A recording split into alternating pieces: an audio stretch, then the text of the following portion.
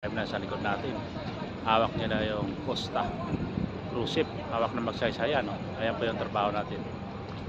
Ayan, nakita niyo sa 59, no? Alerto. Ayan, trabaho ng security sa cruise ship, mga kabaro, ka-59, no? Pag tendering yung barko.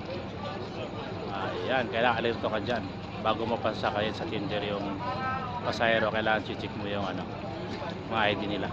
Ayan, di ba? Sine-check na yan, nagpipilahan na yung mga papasok sa barko. Ayan, alerto. Ayan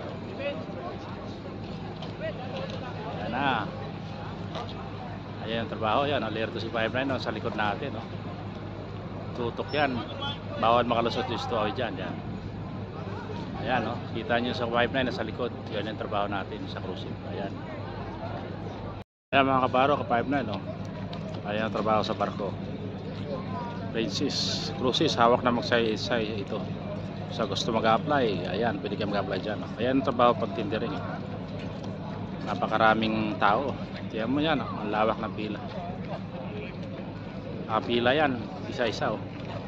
Mga pasahero nyan, nasa mga 4,000. Ayan mga ka-59. Sine-check yung mga ID dyan pagpabalik na sa barko.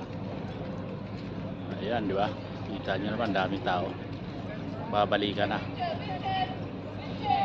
Ayan, no? Ayan yung tender. Napakalaki nyan. Kumakarga ng 300 plus yan. Ayan. Daming tao. Babantayan nyo. Ayan, nakapila sa 59. Ang chichik ng tapos wheelchair, assist ka dyan. Pag nahihilo dahil sa sobrang daming pasahero.